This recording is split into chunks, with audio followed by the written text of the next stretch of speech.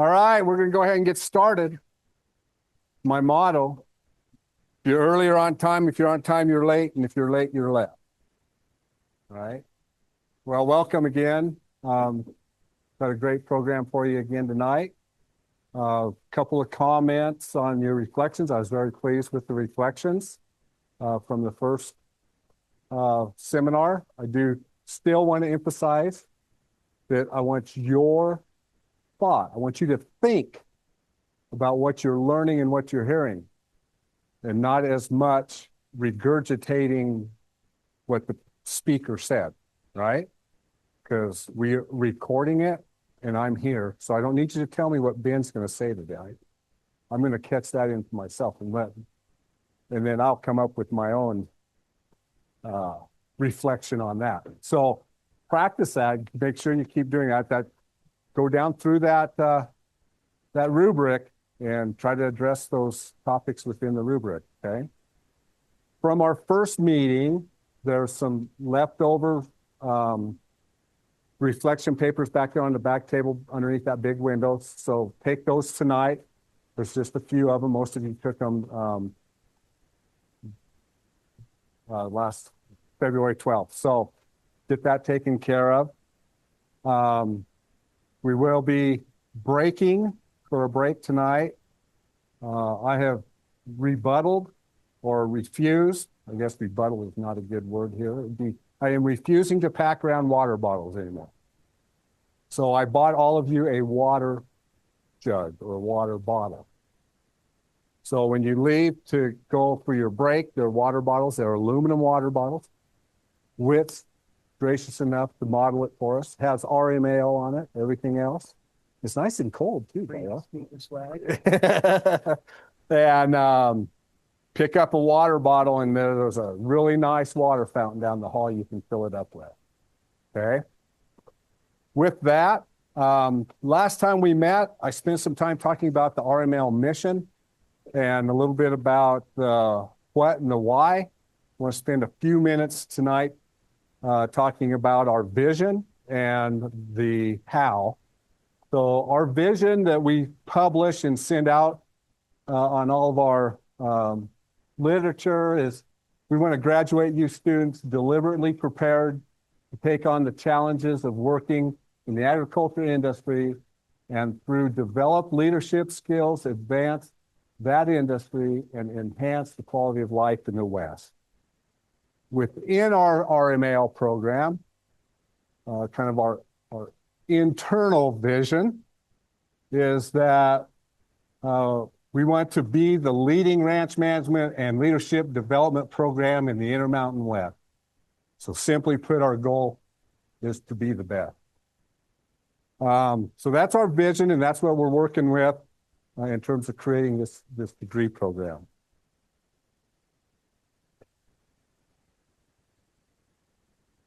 So from there, let's see. Yeah, there's the how. So the how this program came about was through some tremendous support, and a lot of it is industry support. Farm Credit Services of America was our first and original. I can't use that. I'm not very good with this. No, it's going. It's fine. I just can't use the mouse thing. We have also been very fortunate in the governor of the state of Wyoming created an innovation program called Wyoming Innovative Partnerships. We call it WIP. And we have been very fortunate when we secured about $1 million worth of WIP funds to get this program up and running. So that's some of the how. Some of the ranches that have been very instrumental, Wycross Foundation, Wagon Hound, are all relatively large contributors to the program as well. We are going to continue to always expand and create programming that's relevant to the state of Wyoming and to the ranches and the agriculture industry in the state of Wyoming. So some of the announcements that I have. That's pretty much all I need to visit with you about our program. I do this primarily for the online folks too. You never know who's all online any given time, and I think it's important that we keep spreading the word about the RMAL so that we can keep building the program. But I do have several announcements and some things I want to promote. So this is the commercial part of it. Just been talking about all the donors and stuff, so we got to pay the donors off here. The first one is Ranch Camp, and floating around, I've got one right here. Looks like this. And unfortunately, we're really big on gold and brown around here, so they all look kind of the same. But this is the Ranch Camp brochure or poster. The reason I printed some of these off and they're floating around in the building or in the classroom here is because there are QR codes on that. So if you're at all interested in spending basically a week, June 8th through the 12th, at the Ladder Ranch, I would encourage you to look into this. And it says that it's a $200 registration fee, but again, through the generosity of the RML program, we help fund a lot of that, so we can do scholarships where it wouldn't cost you anything to go to the ranch camp. They've done a really nice job of putting together a video. There it is. And I wanted to show this 3-minute video. And after the video, Ethan Mills will be up front to sign autographs. I loved ranch camp. Learning how to make management decisions, building on experiences that I've had, giving me the chance to use those experiences to make decisions that will impact the way that I run future operations. It's a great opportunity just for me to really kind of get into learning some new things and learning more in-depth stuff on business and rangeland and overall animal production. I'm not afraid of work, but this was a different kind of push. The information was readily available. I mean, it was so much information. Didn't really know what I was getting myself into from the beginning, but I really liked all the hands-on experience, and especially the extension agents that came and did their presentations. The instructors are great. I mean, they're all people that are built to teach people about agriculture and what ranching really was. That we had experts of all fields, some of the best researchers, some of the best people in their field coming out and discussing kind of problems and ways we can fix things and all kinds of situations and topics. I think overall it was a great experience. I would definitely recommend anybody to try it, whether you have ranching experience or not, because it really doesn't matter. It's kind of just you bring your thoughts to the table and learn new things every day. At the very end, everything came together. So each instructor definitely, it was definitely broken up well, where we had beef one day with an activity to plants the next and sheep another day, and then everything coming together at the end. Between sheep and beef and grazing management, it has all worked out well and was a good experience to tie everything together. I learned a lot from it, and I have a lot of resources that I can go use when I get home that I didn't have before I came here. It's good to get out of your box, meet new people, have fun, and still just love what you're doing. The lessons that I've learned through this curriculum, it's been amazing. I'll be able to instill some ways of how to market cattle. I'll be able to maybe influence how I can incorporate sheep into some ranches if I ever get to that position or ever get to that point. I feel like the possibility is kind of endless with what I can instill from what I learned here, because we learned so much. It was filled with amazing amounts of knowledge and experience and people and contacts which we can go to whenever and be able to use them as a resource to kind of further what we're doing and be an impact.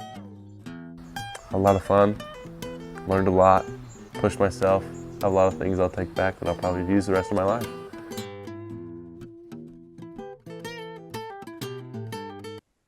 Okay, so that That was the 24 camp. Actually, it's the 23, no, 24 camp up at the padlock. And then the 25 camp got canceled because we didn't have enough participants. So I'm not only talking to you as individuals that might be interested in doing that, but if you know somebody that's 18 to 28, I don't know, in that range that would be interested in that, certainly share with them this opportunity. Couple of other things. I have another brochure kind of going around for our fall program, our fall classes, and we have a new class that we're having to run as a topics class. And it's going to be an RMAL 4990, so I wanted to explain that a little bit. It is actually eventually going to be RMAL 2030, which is principle-based ethic. And it's cross-listed with the management program over in the College of Business. And because of that, it took us a while to get it through the mill, and it didn't actually get into the new catalog. And so we had to run it as a topics class in the fall. So if you're interested in our leadership certificate, our 12 credit certificate, this would be a class that you'd want to take. Okay, so keep your eye out for that. And that will be a new class this fall. Another new class this fall will be RMAL 1300, and that is an elective class that we're teaching out of Casper. It's an online class, and it's Introduction to Agritourism, if you're interested in that. Okay. And then many of you in here are also in RMAL 4700, which is Elements of Leadership. It's going to be offered as a fall class after we get our rotation figured out. So there will be an RMAL 4700 on the books for the fall class, or for the fall semester as well. Okay. So I wanted to try to get some of that advising thing up in front of you, because you're going to start meeting advisors and start scheduling. I believe schedules are going to open up on Monday. So anyway, then I have got a Sheridan Community Land Trust is looking for some summer work or help if you want some summer work. And somewhere on here I read that they are paying like $20 an hour, $18 an hour. So anyway, if you want to spend your summer up in Sheridan, the J.Y. Bagley Land and Cattle Company over in Walden, Colorado has an internship. And we have several internships posted on our bulletin board outside of my office, outside of 64 in the other hall. We have a very big bulletin board, and we have several internships and several opportunities there. So swing by there, take a picture of whatever you're interested in. Stop in, visit with Madeline. She can also steer you to the applications and those kinds of things as well. Okay. And then I just got an email the other day. Family and Consumer Science is holding a seminar tomorrow called the Final Frontier of Food Policy. And it's floating around. It's the black and white copied paper. And on the back side of that is the Zoom link. So if you're wanting to take a picture of that and zoom in tomorrow at 10 a.m., I think this could be a pretty good program. So I wanted to share that with you. Does anybody else have anything for the good of the order? Any questions, comments, concerns? Okay, well, hang on then. We're going to start the program, and I'm going to introduce our two speakers, and then they've worked together to figure out who's going to do what and how it's going to all happen. But we're certainly honored tonight to have Dr. Whit Stewart. He's an associate professor, and he's our extension sheet specialist.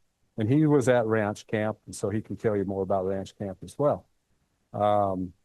And his academic appointment encompasses research, teaching, and extension, which most extension specialists have that appointment. He's area of synergistically informing and enhancing the others. Dr. Stewart leads an interdisciplinary system-based program focused on advancing the sustainability, productivity, and resilience of the U.S. sheep industry. His research spans the full life cycle of a lamb and wool production, from breeding, health, and nutrition to productive product quality, value-added processing, and market innovation. By integrating animal science with natural resources, Dr. Stewart highlights the importance of both ecological stewardship and the communities who manage and depend on working landscape. He does a fantastic job for the state of Wyoming and for the sheep industry. And because he's bashful about introducing Ben, I'm going to introduce Ben too, and then I'm going to turn it over to Dr. Stewart. But Ben Hollister is the co-owner and operator and manager of the Mountain Meadow Wool Mill, starting out in the civil and environmental engineering. Ben transitioned to a career in textiles with the opportunity to come back for free to the family business. And he's an entrepreneur at heart. Ben started his first business in high school, building a tree nursery, and then dabbled in building fly rod racks in college, and started his own engineering consulting company, and now works to grow and expand wool textiles in Wyoming. And I think this is an interesting side note. He does keep a notebook close to his desk for all of his crazy ideas. So with that, without any further ado, I'm going to turn it over to Dr. Stewart and let him take it from there. Oh, and I'd rather hand off the mic.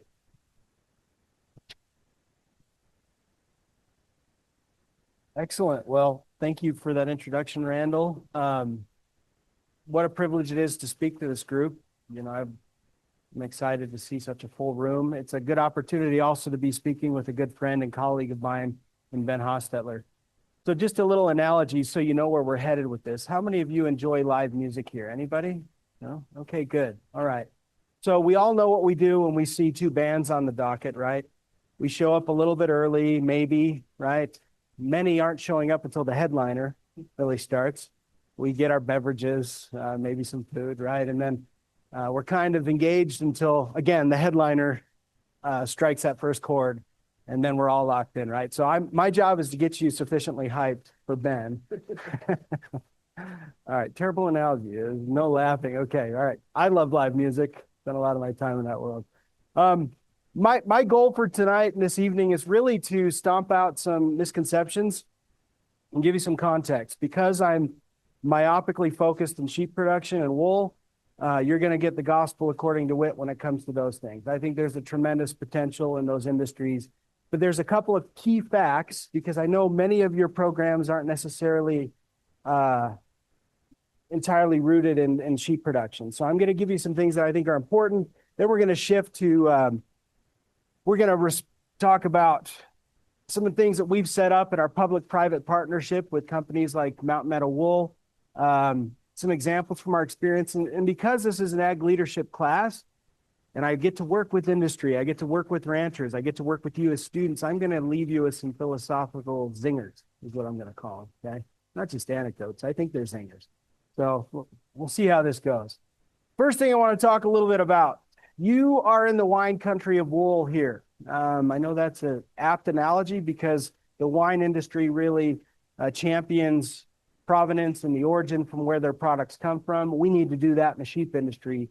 You are in an area, the fourth largest sheep producing state in the United States, but you are in a part of the U.S., the Intermountain West, that produces almost half of all the lamb consumed, American lamb consumed in the country. So it's a big, big lamb and wool producing region. You can kind of see this map here, this USDA map, shows some of those blue dots to show the concentration of our sheep inventory across the United States.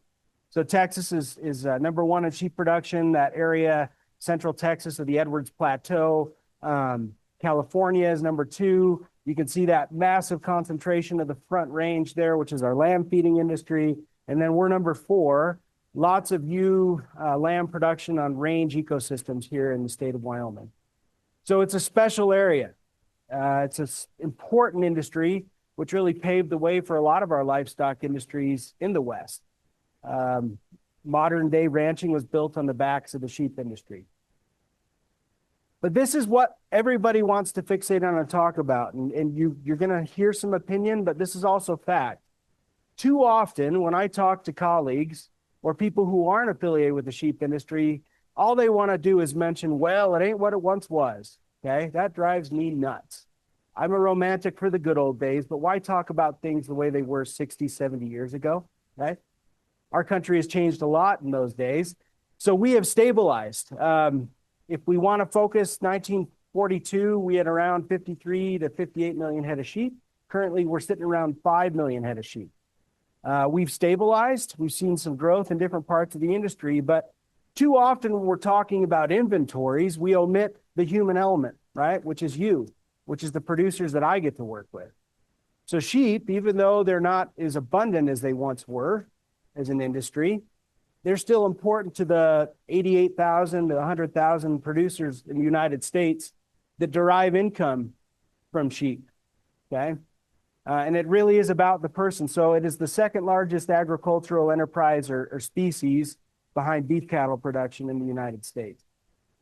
So again, if you don't get anything out of tonight's talk, you need to understand that Wyoming is special for many reasons, but it's special to the sheep industry for these. And I've tried to synthesize these down. You get a scientist up here talking about stats and figures, and I just lose myself in the minutia. But here's what's important. We're number one in the value of wool produced, which is an awesome story for what Mountain Meadow Wool has created in our region, in this part of the country. We raise sheep in environments where the wool is clean, where the cool temperatures and the forages that sustain the sheep populations of our state produce an outstanding fine wool that is second to none worldwide, which is sought after worldwide, okay? We're fourth in the total sheep inventory in the United States. That's a big deal, okay? Third in breeding sheep, and what's unique about our breeding sheep makeup of the state of Wyoming is we have a lot of fine wool producing sheep breeds. So your Rambouillet, your Targhee, some Merino crosses, and what we call a Western whiteface type sheep breed. But we're unique in that I think we're probably the largest remaining uniform breeding sheep inventory in the United States because we have a lot of large flocks, we produce at scale, and we run in environments that really allows us to produce an excellent wool clip, okay? I think we're all aware that there's two main products that generate revenue on a sheep enterprise, okay? And we'll talk about the makeup of these, but it's lamb and wool. I already alluded to some of those inventories that I think are interesting. Second really important fact that you walk away with today, and I know I threw up a graph and our eyes glaze over, and you're like, what does this graph mean? So let's just draw our attention to this real quick. The blue bars, and I only go back to 2002 because I'm a realist and I don't necessarily want to go back too far. The blue bar indicates lamb production in the United States. So you can see that blue trend line that's going down. The next really important bar to draw your attention to is that red bar. As our production has gone down in the lamb that we produce, guess who has met that demand for us? Australia, New Zealand, to a lesser extent, Uruguay, countries that want to export into our very affluent economy, okay? But here's what you need to draw your attention to, because we could just focus on, oh, our production has declined. The imports are killing us. And how many times do we hear that in the popular press? It's always something, some other problem that isn't ours, right? And we don't focus on the opportunity. That black line that kind of looks a little more geometric, that represents the demand for the product that we produce. Demand and our inability to meet all that demand is a really good thing, because that means people are eating lamb like they never have before. And again, if you want to go back to the 1950s and go back to those fabled anecdotes of, well, my great-grandfather fought in World War II and he ate canned mutton and then he never wanted to serve it to my parents' generation, and that's why nobody eats lamb, all right? That was the case a while ago. But right now, we've seen year-on-year growth for lamb that exceeds our ability to meet that demand. Is that a good thing or a bad thing? It's a very good thing, folks, okay? And so it'd be an entirely different picture if we were producing a product that we had to beg people to produce, or priced in a way that we had to drive consumption. With the price of beef, we're seeing an uptick in lamb consumption that is just, it's pronounced and dramatic. But again, we could only supply 35% of the lamb produced in the U.S. I know this is a wool-centric talk, but you need to understand a couple of merits of sheep production. How many of us have some affinity or experience with cattle, beef cattle production? Raise your hand. Great. So this will be an apt analogy here. Your best case scenario, your best producing cow in your herd, what size of feeder calf is she going to produce on an annual basis? I know we've got moderate versus large frame, but throw out a number. What's a really good weaning weight in a calf? 500 to 700 pounds. Okay, how big are our cows? Let's just do some rough math. Let's just pretend they're 1,400 pounds. If you got a stellar cow that produces a 700-pound calf at weaning, she weighs 1,400 pounds, the best she can do is wean 50% of her body weight. The scenario I throw up here might be a bit inflated, but some of our best genetics in our sheep production, you can wean up to 200 pounds of lamb. She has twins, okay? It's about 114% of her mature body weight. That's about $660 in gross revenue in current prices today, okay? Again, you can use those fabled equations to say it's 5 sheep to a cow. I'll argue that those are archaic and it should be closer to, well, depending on where you're at, 7 to 8 sheep to the cow unit. But that's $3,300, okay? I draw that attention to you guys because we have a species that can produce multiple lambs. She'll cash flow those lambs. Takes her 5 months to grow those lambs inside of her. You can wean those lambs at 3 or 4 months of age, and you've cash flowed at 8 to 9 months. How long does it take to cash flow a feeder calf? Gestation 9 months. You're over a year, okay? If you're going to sell that as a fat steer, it's a little bit longer. This is not an either or, but I'm drawing your attention to the merits that, again, when we only think about things on the surface level, we don't look at the opportunity in front of us, which is the theme that I'm going to go back to today. So how have things changed? You already heard me go off on my soapbox about, I hate when we focus on how things were in the 1940s and 50s. Love that. I would have loved to have been born in that time, but I wasn't, okay?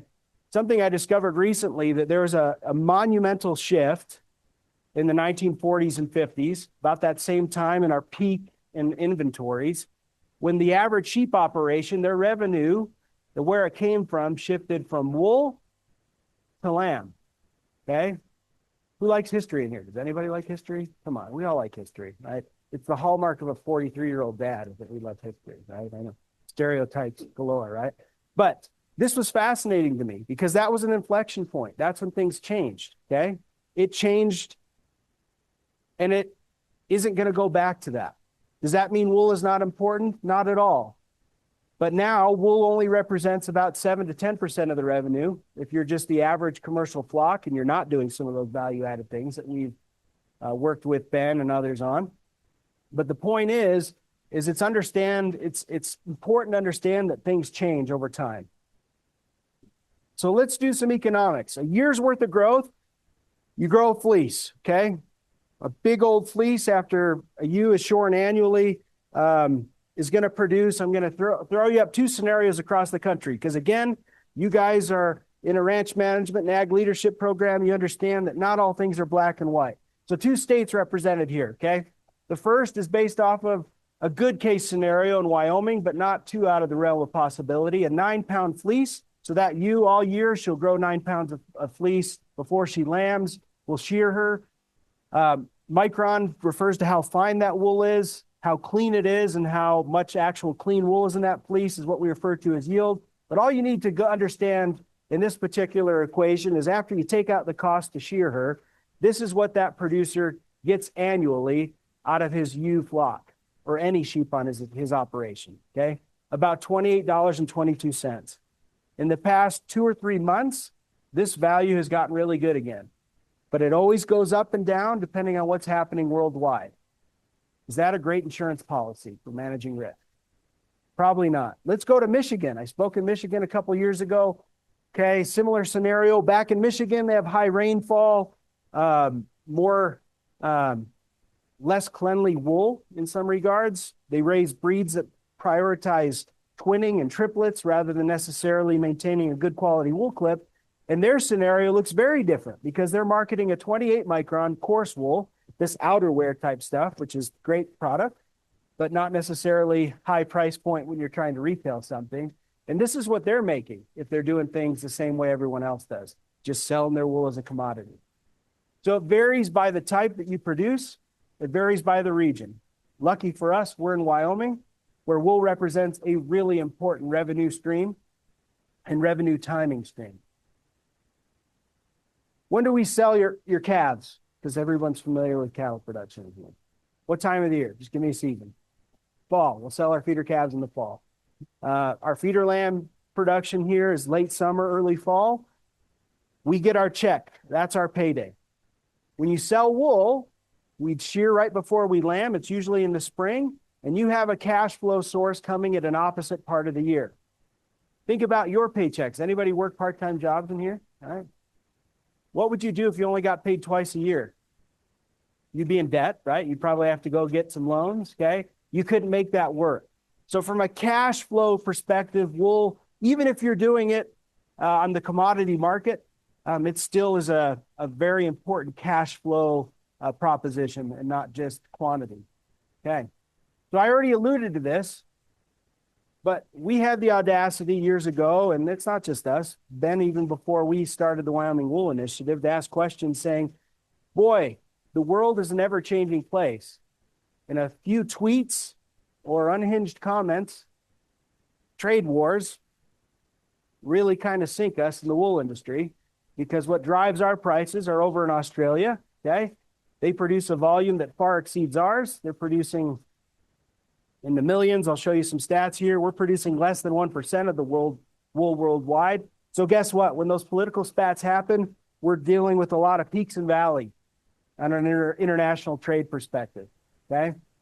Australia is the world producer, producing about 20%. And because they have that economy of scale, they set the prices for what wool is traded for, okay? They're trading predominantly to China and India. And you can see clear at the bottom there, we're producing about 27 million pounds of wool, about 0.6%. Wyoming, again, as I mentioned, we produce close to 10% of our nation's wool, okay? But the real driver of why we have struggled historically in the wool industry is for what all of you are wearing. And I'm not pointing fingers, okay? Many of us are wearing synthetic petroleum-based fibers, plastic, okay? It's affordable.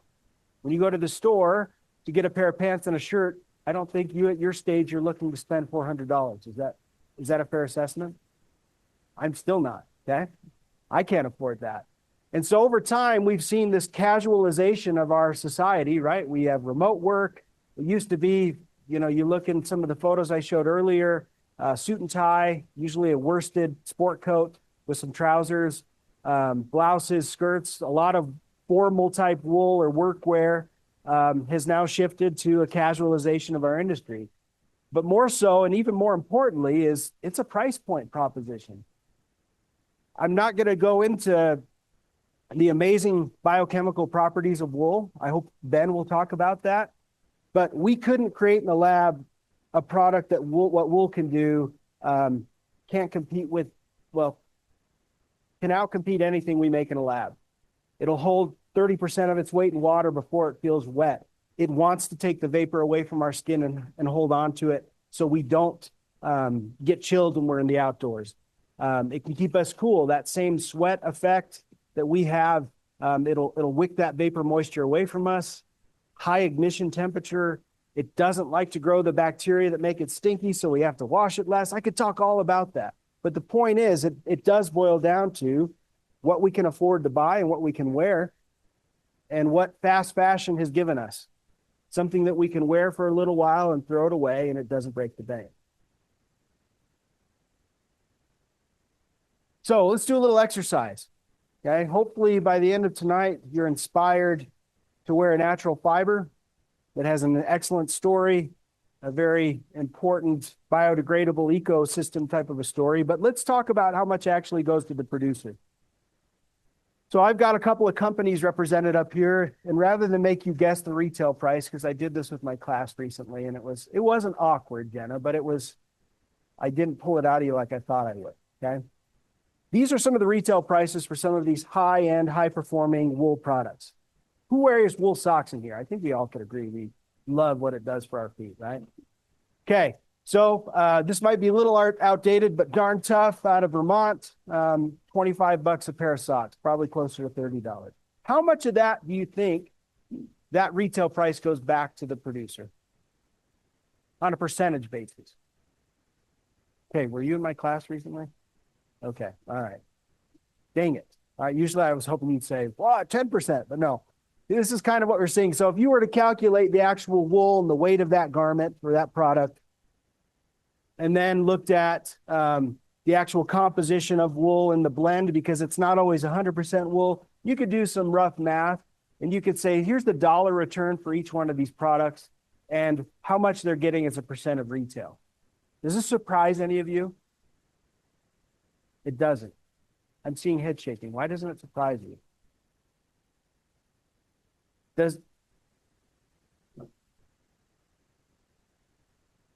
Yeah. Why do we accept that? I mean, and this is more of a rhetorical question. I'm going to show you there's a lot of money and value that goes into turning out a finished product. But the producer's assuming a tremendous amount of that risk in the raw material, are they not? And I know some of our manufacturers are. They have personnel, they have capital investments. But this is something that I think we've come to expect sometimes. This right here is just a broad schematic. It's a kind of a simplistic example, but it's looking at men's fine wool suiting, okay? Predominant wool, worsted, high-end suit coat with trousers. But you can kind of see at each stage of that supply chain who's getting their chunk of the pie. And not necessarily because it's all profit, but you can see how much is spent at each stage of that process. And Ben can do a lot better job of talking about that tonight. But what if you had the ability to control or eliminate some of those segments and vertically integrate to give the producer a little bit more, to tell the story of where that wool comes from, okay? Because it does matter. One of the challenges that Ben will allude to tonight is the first stage after we shear the sheep and sell the wool is wool scouring, which is basically a long bathtub with some detergents and a very specified temperature and some rinsing to get the clean wool. This is just an example of one stage of that supply chain. In 1973, we had 7 places where you could scour your wool. Things haven't changed since 2022, but in 2026, Jamestown, South Carolina, that arrow's a little off there. You have to have 40,000 pounds of wool for them to even be able to talk to you. And even then, there's a lag time that they will get it done, okay? What's a problem climatically about having one of your only wool processors in the Southeast? What happens in the Southeast? Humidity, but hurricanes, right? So one bad storm and the entire first stage processing industry of scale in the United States goes offline, okay? Bowman out of San Angelo, Texas, they're specialized to do a certain type of processing called woolen processing, not as specialized, and the job they do is suitable, but not necessarily the same quality you'd get for high quality suit manufacturing. This contraction of the industry, guys, when you don't have places that can do that work for you, if you're an entrepreneur and a forward thinker like Ben, you can create opportunity, but this isn't a great picture. If I was to go through and say, okay, then you got to spin the yarn, then you got to find a sewing house, the map wouldn't look much different proportionally. We have outsourced and given away a lot of our ability to make our own products in the United States. And that's not something that's new to you. That requires a commitment to American manufacturing, but also some of the headaches that come with that. Okay, so I've created the problem. Hopefully I've given you some stats that you won't forget overnight. So what's our response? And this is really just talking about when I say we, our partners like Mountain Meadow Wool and other wool industry partners, our producers. Are we doomed? Is there no hope? No. There's lots of hope. We just have to think differently. Billions of dollars of wool products are sold back to our country that are made overseas. billions and billions and billions of dollars. We are the largest consumer base in the world, especially when it comes to wool products. So why can't we capture a chunk of that pie? So a couple of years ago, we got together and said, why don't we champion Wyoming wool in a way that not only celebrates how it's raised, where it's from, but also answering some of these questions and working with the experts to try and shore up some of these bottlenecks so that we can increase the capacity for marketing Wyoming wool and turning it into those high value endpoints like a suit coat, like a blanket, like those home furnishings. We started this process with a willing partner like Ben at Mountain Meadow Wool, where we took our University of Wyoming wool clip,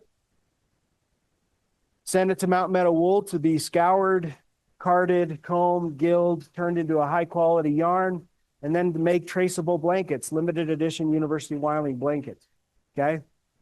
4 editions worth, sold those very quickly around the globe. Okay. The first round, I think we sold to 4 countries. It was sold out, 100 something blankets in 20 days or something, 32 states. Now, we all know what that image of the bucking horse steamboat elicits in us, right? We had an alumni base that wanted to eat that up, but we went and expanded and said, okay, what if we had a framework with someone like Ben, who isn't the industrial size that the few remaining players are in the U.S. wool industry, who would work with us to say, how do we trace this wool all the way through so that your consumers have some confidence in its origin and its provenance? So we worked through this framework. We worked to get certified, some of the animal welfare certifications that oftentimes will draw a premium. We chased those.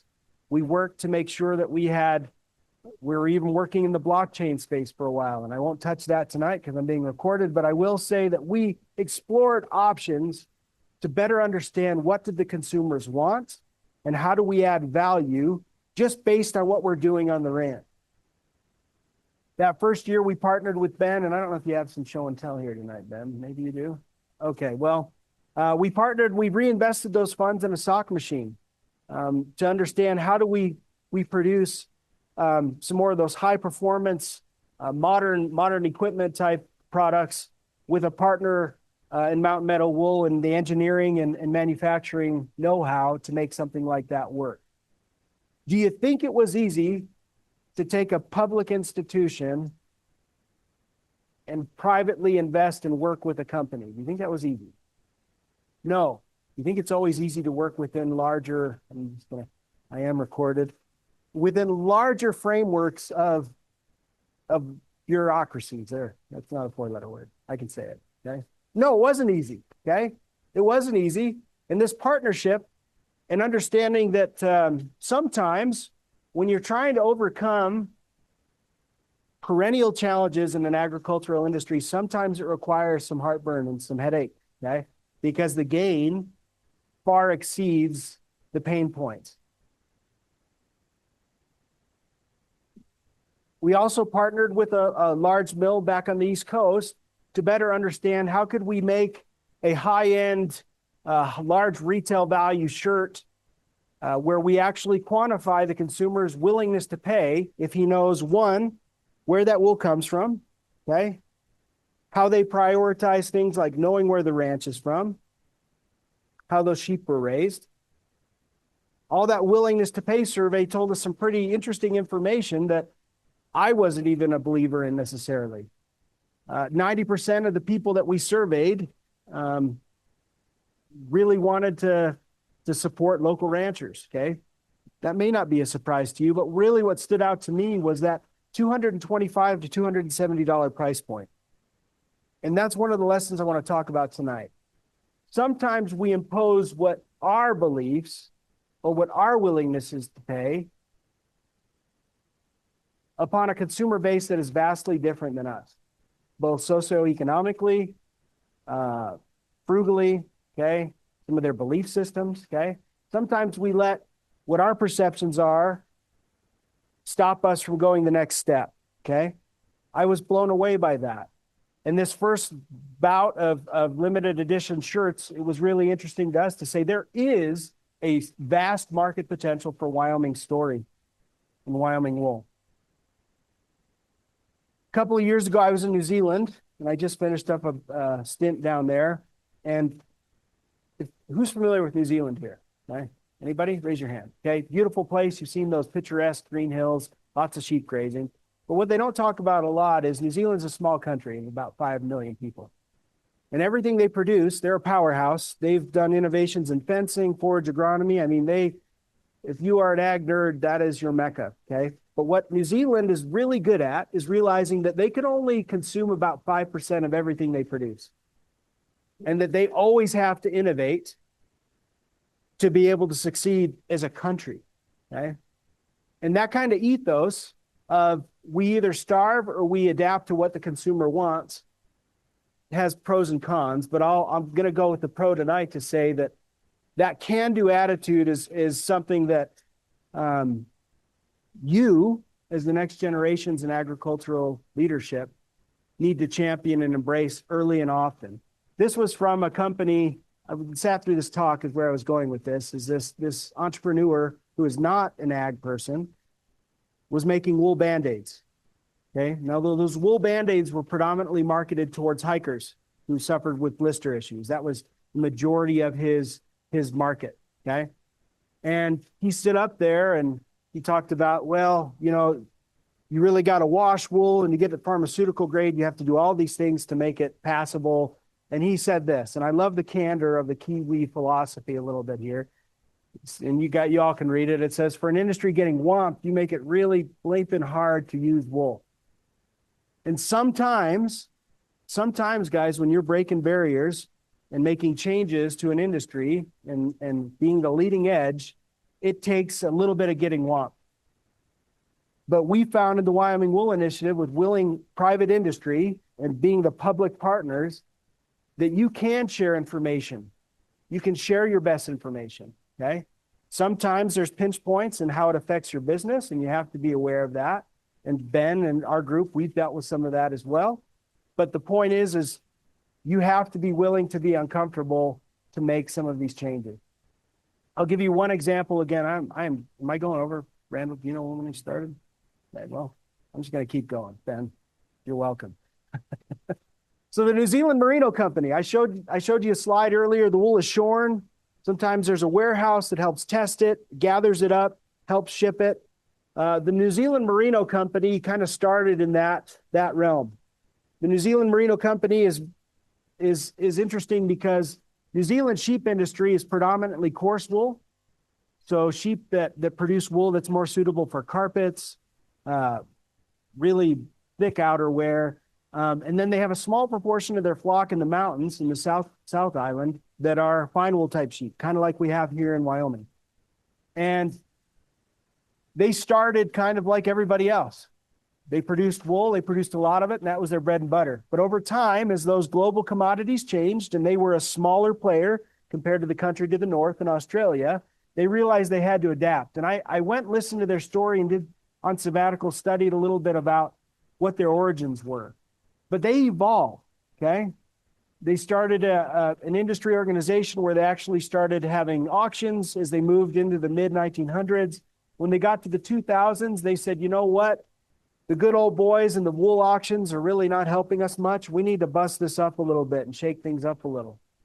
And it was interesting listening to the founder who got teared up and he stood in front of a group of sheep producers and he said, when they knew that we were going to go public and we were going to disrupt how wool was traded, he said he walked out to his car one night, saw the windows bashed out, and there was a death threat on his seat, okay? That told him he needed to do something different or else, okay? He was at a pinch point where he was shaking things up so much, and New Zealand Merino was shaking things up so much, that there was a lot of resistance. Now, do I think that's going to happen to you? Ben, I hope it doesn't happen to you. But in that is an important lesson that sometimes the path of more resistance sometimes means you're doing the right thing, okay? I like the New Zealand Merino Company because, again, I'm an ag guy. I'm more comfortable in sparsely populated areas with livestock, okay? But New Zealand Merino Company kind of has a Silicon Valley feel when it comes to how they innovate, okay? And sometimes we get a little bit echo chamber-ish in our industry, do we not? right? We're comfortable hearing people that agree with us, okay? We're comfortable in the circles that don't make us necessarily think different. And sometimes that's a real Achilles heel for us. New Zealand Merino was a company that, as we move on now to 2026, they're back to this cycle of, okay, we really did some great innovation, but how are we going to take it to the next level? A good podcast for you all to listen to is the Head Shepherd podcast by Next Gen Ag, the Head Shepherd podcast. They interviewed their CEO. It was a great interview. I encourage all of you to check that interview out and just listen to how he thinks and how things have changed. While I was in New Zealand also, there's a space because they produce a low price point coarse wool, turning it into insulation. Okay, this Terralana company, Stewart, really has an excellent approach to wool innovation. I found that people that work with sheep and wool, and again, I'm not disparaging any other type of rancher, have a dogged determinism that just doesn't let go. And Stewart is one of those. I was fortunate enough to tour around his facility, but he is working with builders to help them understand the same benefits that we enjoy with wool on our skin, has the same ability to clean up our air and our built environment and do things for us that traditional synthetic products just don't do for us. One of those is this erosion control mat. We do have some momentum here in the United States with pelleted wool, and I think that's going to be an excellent opportunity in some of our rangeland restoration applications, especially as every time I walk by the new dorms and see the sod that they're trying to establish, I think, man, we need to get some wool pellet out there to help them see the other benefits of wool that we didn't even think of. Now, this type of wool, if you take some of the wool curriculum here on campus, you'll know that wool towards the butt, okay, gets soiled and dirty, okay? Wool on the belly is dirty.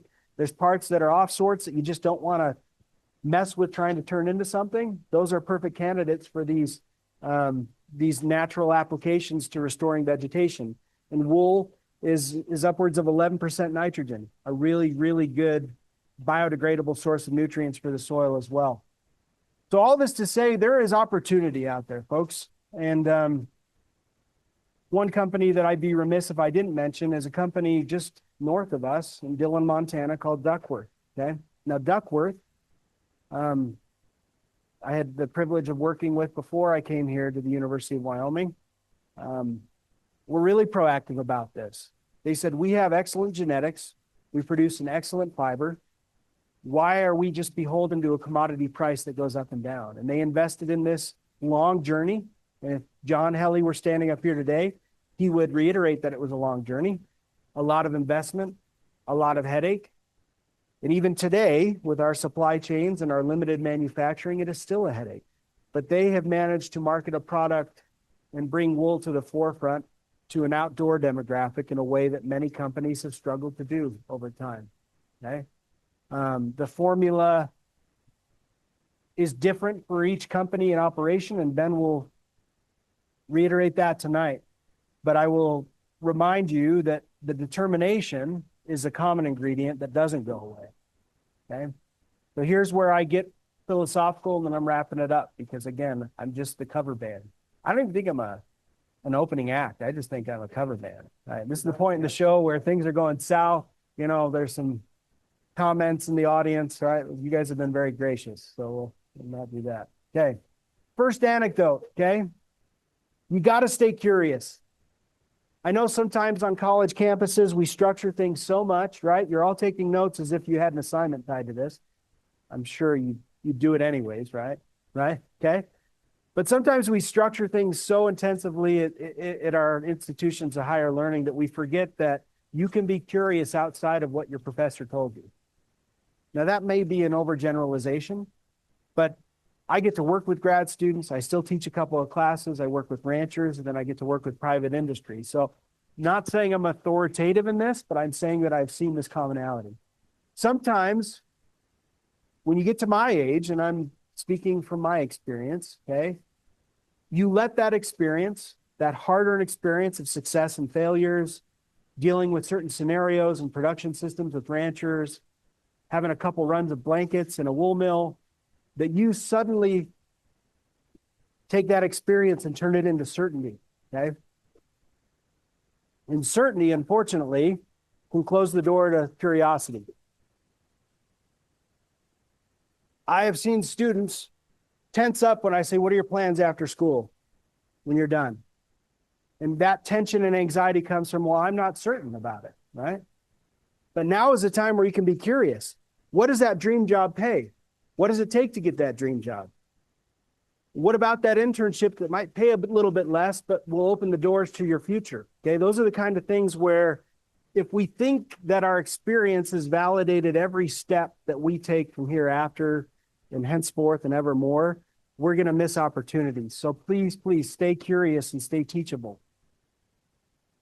And again, this just might be because it's been a stressful week. But that familiarity of what we experience day to day, especially in agriculture, is not a universal truth that everybody gets to see every day. Going back to that comment I made about sometimes we just can't, despite our best efforts, put ourselves in the shoes of a consumer. I remember years ago when I was in New Zealand, we were these ambassadors. We were the token Americans, right? Because they always want to keep selling stuff into our industry, right? We went down there and they were launching this huge initiative that says everything's got to be grass. Okay? And I was the token, again, opinionated American in the room who was pounding his hand on the desk. And I said, why do we set up a framework that has parts that are not truly representative of agriculture? It is not evil to put an animal in a dry lot and finish it on a grain diet or a partial grain diet, okay? But I didn't understand in that moment that it didn't matter what I thought, because the consumers in San Francisco and New York City that were paying $25 a pound for a rack of lamb, that's what they wanted. It is too easy for us to impose our own beliefs on thinking what others want as a consumer, okay? Doesn't mean you have to sell your beliefs to sell a product, but it sure means that sometimes we have blind spots that we can't always see. We have to be careful not to project our own lens on the marketplace. And that's just, as I've worked with companies back east, very metropolitan type demographics, as I've worked in the lamb retail space and worked with ranchers across the globe, I think that's something that might be more personal, but something to put in your back pocket. Last thing, good ideas are not always good ideas. Guess what? It's good to have multiple iterations of ideas. Who likes multiple drafts on paper? Anybody? Gosh, no. They stink, right? You just want to write something and have it done. But is that a quality product? Your first shot or your first half-baked idea, is that always a good thing? No. No, because when someone challenges it, and Randall tells me, you know what, I don't agree with that idea because I saw this price and you don't have this manufacturer, then I'm going to go back and say, okay, I hit a barrier. What am I going to do to solve that problem? Iterative thinking, guys, and the Socratic method, look it up. We did a whole lot of exercises as part of an NSF program that I think really helped us at the Wool Initiative, thinking about how we partner with private industry, how we be more effective in extension and research here at the university. But sometimes, guys, we're just not asking good questions. And this is especially true in production agriculture. Sometimes we don't want to ask those good questions because the answers we're not ready for. Last thing, okay, when you look at the wool global value chain, not necessarily here in what we're trying to do with partners like Ben at Mountain Meadow Wool, but you have all these segments of the industry. Many of these segments of the industry are absolutely necessary. Some of them in 2026 may be redundant and may not fit the same paradigm that they used to. And I'm not going to say which one I think are, but I've come across this often. And sometimes I think myself as a land grant university extension sheep specialist, associate professor, researcher, whatever you want to say I am, working with private industry, sometimes I have found as we come up against these pinch points, sometimes it challenges relationships. Then I'm just pointing to you because you're the only wool guy in here, okay? Sometimes, guys, as we get closer to success, there is tension. And I've already alluded to that, but there's tension in the supply chain because there's people that want their piece of the pie, and their whole model is based on your willingness to give them a piece of that pie. I want that to sink in for a minute, okay? I recently did an exercise with a producer. We were looking at his winter supplement strategy for his ewes, okay? I'm going on a side note, and then I'm going to wrap it up. And I went through the whole calculation of saying, okay, we're comparing two different supplements. Let's calculate the cost per pound of nutrient. You guys all will know how to do that or should.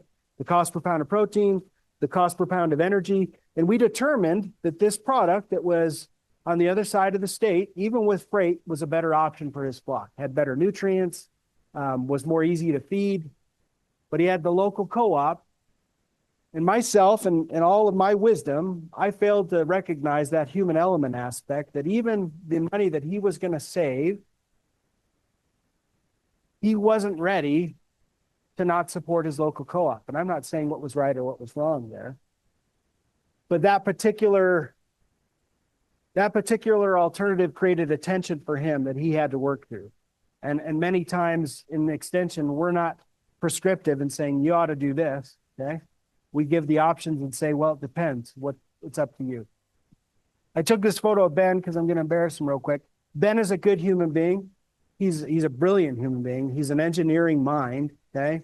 And he has this innate ability to, when we were dealing with issues, getting wool washed or equipment breaking down, Ben is the type of personality that is always can do, okay? I'm sure you could be getting punctured by an errant scouring comb, and you'd probably still smile and say it's going to be okay. But I think you have the privilege tonight to hear from somebody who is forward thinking enough to say, I'm okay that knowing the path isn't always linear. It's an up and down ascent. And as long as we're trending in that direction, Ben's always going to be moving towards that. So with that, I'm sure I went over. I guess we're going to do a break, but is there time for questions, Randall? Okay, again, the opening act, right? You're chanting. Sorry, I was out of tune, guys.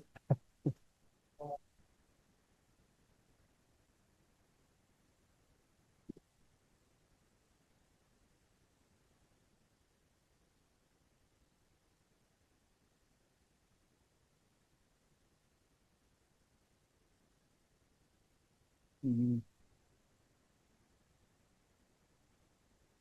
Yeah, I'll let Ben champion that here in a minute, but I will say this.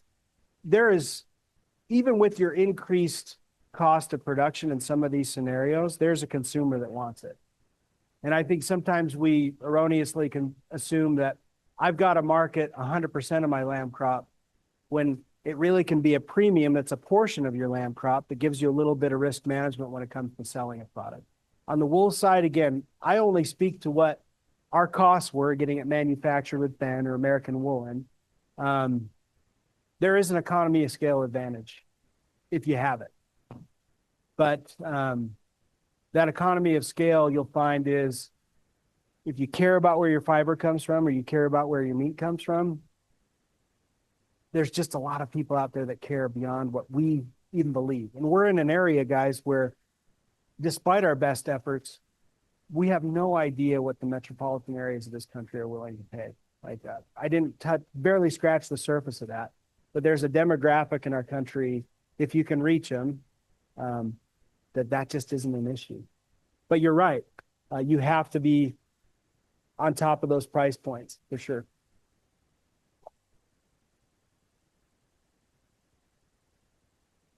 Well, my work here is done.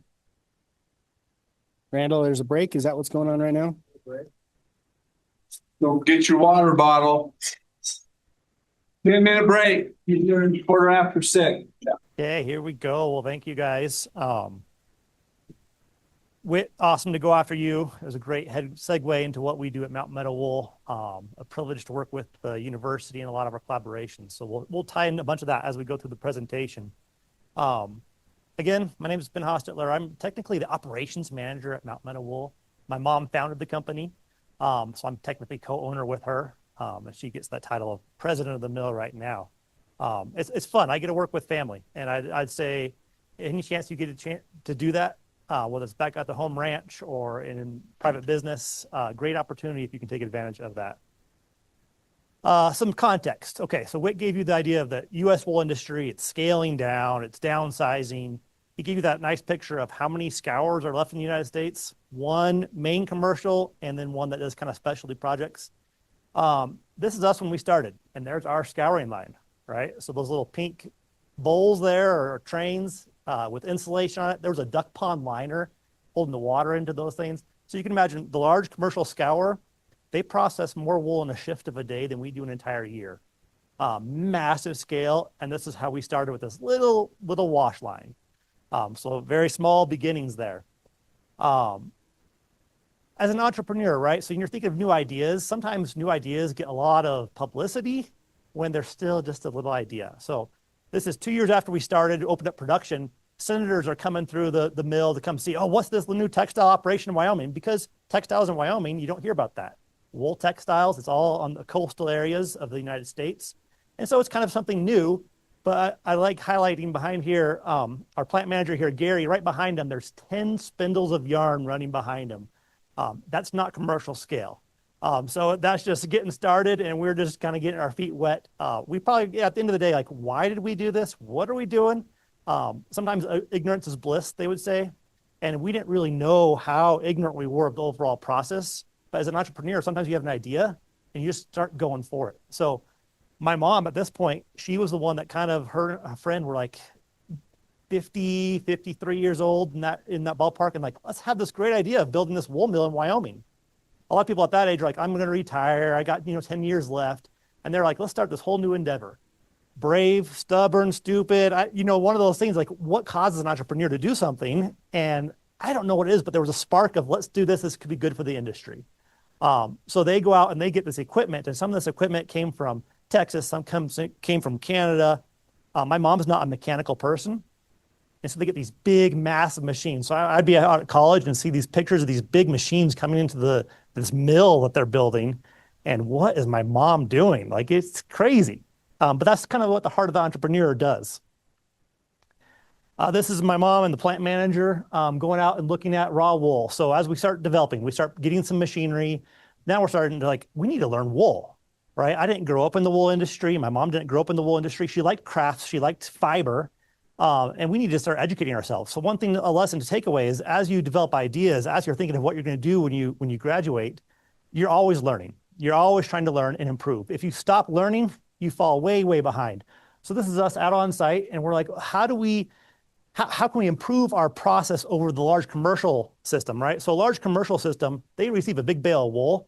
They don't hand skirt that wool once it arrives at the facility. Can we do something different at a small scale that they can't do at the large scale?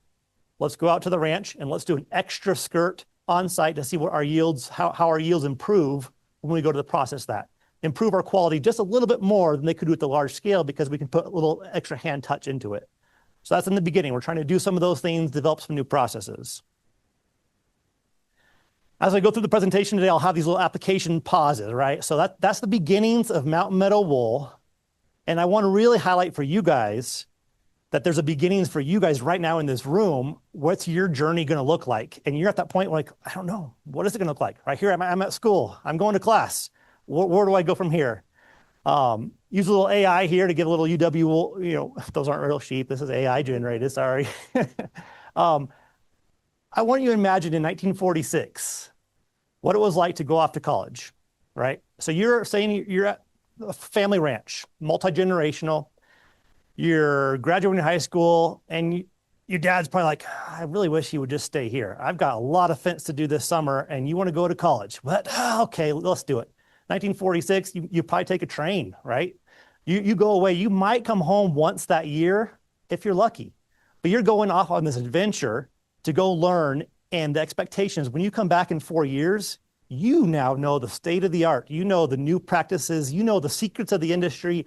You come back with ideas on how to fix the irrigation. You come back, all these ideas over 4 years, and you come back to the family ranch, and now you're ready to implement them right away. Fast forward to 2006, right, when we're starting the wool mill. The digital age is starting to come. It's there. So suddenly your access to information is like, wow. You can go to a computer and start accessing this information across the world. It's kind of it's mind-blowing, really, the transformation in how we learn in those years. Now, 20 years later, in 2026, suddenly we have these little smartphones in our pocket, right? And we have at our hand, we have some of the state-of-the-art, the most information we could possibly get about any subject you can imagine. All you do is pull out your phone and find it. We've changed drastically how we get information. And the problem that brings that is suddenly you're not going away for 4 years and coming back with all these practices. When you left high school and came to college, someone else you know stayed at the ranch, right? You probably know someone. You have a friend who's like, oh, I'm just going to stay here. Right now, they're getting a paycheck. They're working super hard, and they are on their phone, and they are learning best practices and everything. If they're forward thinking, they are trying to learn as fast as you are here at an academic setting. Where does that put you guys? Suddenly, the question is like, where am I going to be in 4 years? Am I going to be 4 years behind? Because suddenly, the access to information is so readily available anywhere. What is different? And that puts you guys in a tough situation to be in. But there are also benefits to it. So one thing I want you to think about is you're among peers who are also learning, right? You're here, you bounce the ideas. As you're coming to these seminars, oh, what would that be like? What could I do with this idea, with this knowledge? What could I do to help the home ranch? And you have an exceptional ability to network and be among peers in that thought process. As we look at entrepreneurship as a whole, there's a couple key characteristics of the entrepreneur that I want to highlight to you. The entrepreneur, and I'll kind of go through these. They have an idea, they want to pursue it, and they don't really know how to do it like we did when we started the wool mill. How do we scour wool? How do we grade wool? How do we spin wool? A lot of unknowns, but the entrepreneur, you take that step, and it's kind of that audacious step out there. Hey, I'm going to figure it out as we go. That's a key hallmark of an entrepreneur. You have to source capital, right? Sometimes you go into debt. You might have personal finances. You put all of your money into that basket to try and make that idea work. You go to your family and friends. You go to grandpa. Hey, I have this idea. I want to make this work. The entrepreneur's out there to find money. I've got this idea. We talked earlier about our public-private partnership. I have this idea. Hey, let's do a sock machine. But for me as a small production, I don't know how to run a sock machine. There's tons of time and effort it takes to learn how to run a sock machine. I don't know what yarn to make for the sock machine. We came to WIT and it's like, it worked out great. So where the university is able to buy the machine, we pay the university back at a premium. And over time, it benefits the university. And for us, it takes the risk off of me in doing that new endeavor where I can now spend time developing new yarns, spend time learning the machine. It's been a couple of years now, and we're just now starting to get production off those machines. There's hiccups along the way that are not planned for hiccups, but it gives you an idea. So one, I trained 2 guys on the sock machine and both got new jobs within 9 months. So then I'm back to ground level like, oh gosh, how do I start again that process of learning? So that did put us back, derailed us. But you're gonna invest a lot of time and hard work and your future payback is uncertain, if at best, right? You have this idea, you're gonna pursue it. Will it work? You don't know. This is a question I want actually some answers from you guys. Where do you find a concentrated group of people who are doing entrepreneurial work like this? Any ideas? High density population of entrepreneurs. It's a trick question. That helps. Potentially. Here, look at you guys at school. You have an idea. I'm going to go to school to pursue an idea. I'm going to get a degree in X, Y, or Z. You don't really know the details of it. You show up at campus, you start a process that's going to take 4 years, right? You have to go into debt, possibly, to be here, or you have to go use personal finances, or family and friends, or dad, or a scholarship. Somehow you had to find a way to finance being here.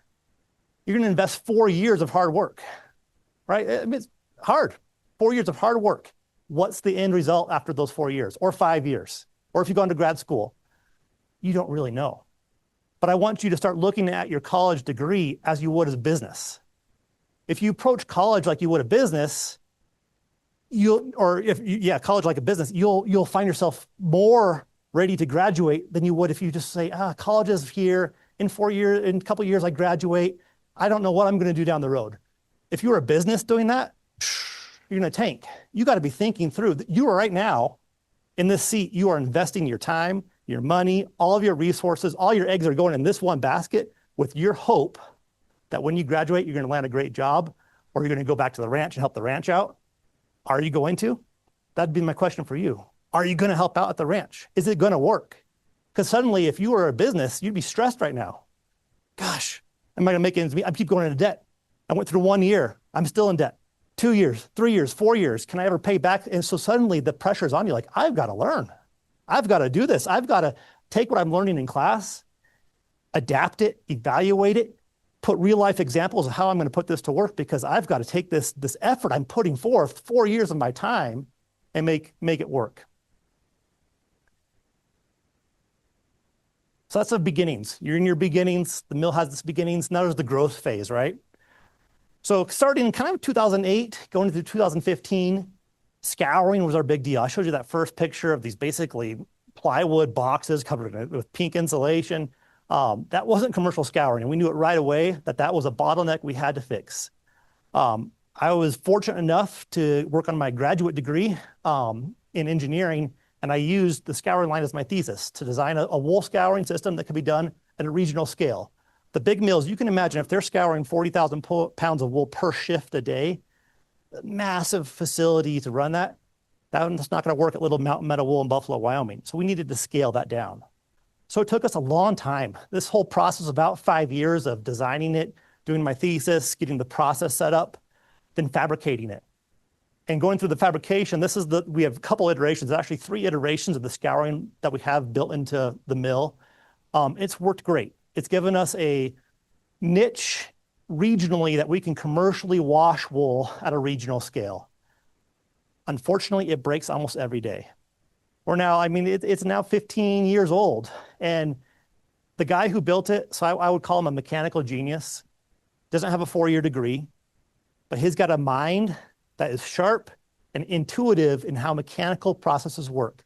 And if I give you a takeaway for when you graduate, you're going to graduate with a degree. You're going to go back to the ranch, and there's going to be a ranch hand there. There's going to be someone else you know who's been doing this for 20 years. And I want you to appreciate that experience that they have. Sometimes you can't go to school for 4 years and gain some of that experience that they can doing that thing for generations. This guy, he did mechanical inclination. I learned a lot from him. I'm an engineer. Sometimes we'd butt heads. I say, no, this is the right process. And he'd be like, no, this is not going to work. And it was fun. I got to learn a lot from him and how he would intuitively see things. But I take that as a takeaway, is really appreciate those skilled people who may not have the rounded knowledge you have, but they might have a specific focus of knowledge that you can definitely gain information and learn from. So we go and we put this big scouring line together. We now have this ability to commercially wash wool at our small scale. And that kind of really set us up for growing in this stage. About that time too, we started looking around like, where do you buy equipment in the United States? If you look at an industry that over 60, 70 years has been declining, decades ago, most of those big mills were shut down, and overseas companies would buy all the assets. They'd come into a closed down textile mill. I want everything, box it up, package it, ship it overseas. In the US, what we have left is a fraction of used textiles that we can maybe piece together. We started to go looking overseas ourselves. So we went to Spain. There was a big warehouse in Spain that was taking some of the textiles in Europe and consolidating them. We had to go get my wife. She had 2 years of high school Spanish. And we're on the phone talking to this broker in Spain. And she's trying to help broker a deal on this equipment. It was pretty fun. We're sitting there trying to take notes and translate. And it was interesting. But we got these machines out of Spain. A big process, bring them all the way overseas, work on logistics of ocean transport and train transport to Denver, and then bring that container from Denver up into Wyoming. But that got us some more equipment to grow as well. As we are growing, we start building a team. So a takeaway as well is you have an idea right now, or there's something you want to do. When it's just you, the risk is it's pretty easy, right? Your time, your money, your effort. If it fails, no one's at a loss. The minute you hire your first employee, things change. Suddenly, if my idea fails, that person lost their job. And that reality hits home pretty quick. It's like, oh my gosh, I need to work, like this has got to work. And we started building the larger team. And like, oh, so now I've got, 7, 8, 10 people. Their livelihood relies on me being successful with my ideas. What risks am I willing to take? How much effort am I willing to put forth? Is this an 8 to 5 job? Ranching's not an 8 to 5 job, right? Small business, entrepreneurial ideas, not 8 to 5 job. You got to work at these things to make them successful. So as we're growing, we're bringing a skilled team on. Now I talk about skill sets. So one of the challenges we faced was, where do I find a textile operator in Wyoming? Well, textiles is pretty new to Wyoming.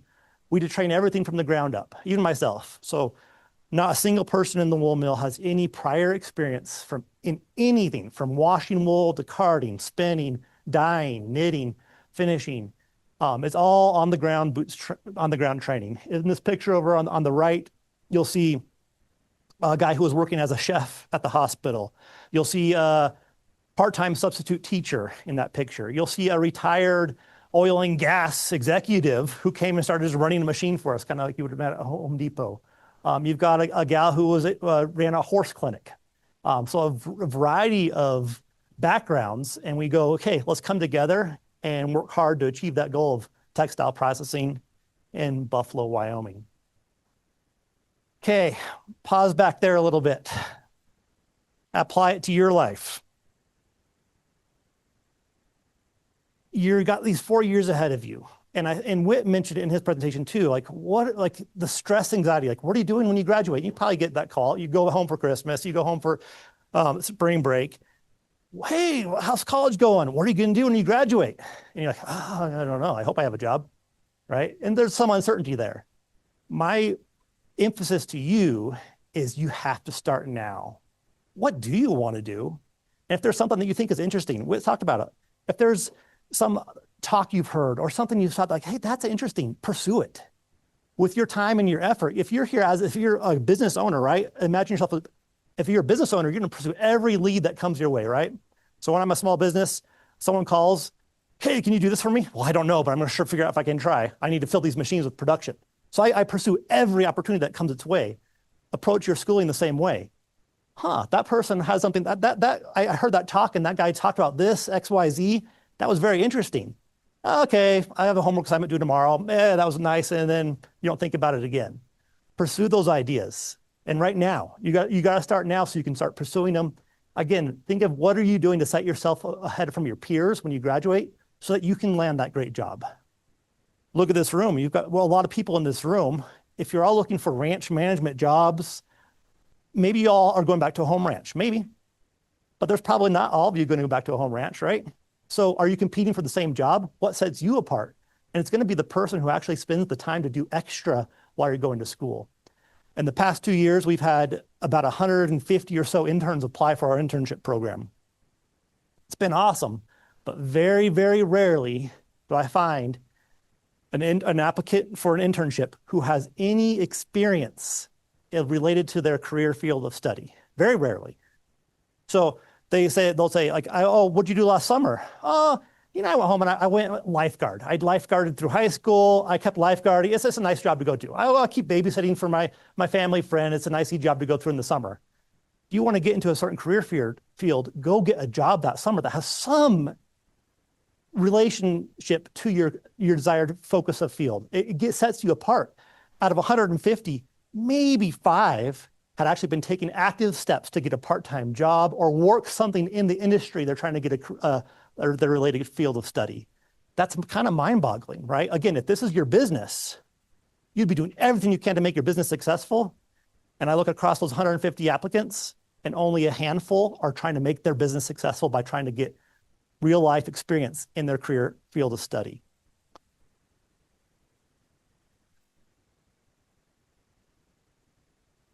You look at your life, right? So right now you're probably like, oh, it's getting late on a Thursday night. I've got this homework assignment due tomorrow. It's going to be a late one, right? It's going to be 1 o'clock in the morning before I get that homework done. So you push. Your week is kind of your focus level. You get through the end of the week, and then you start the next week. And it just kind of revolving process as you get through every week during school.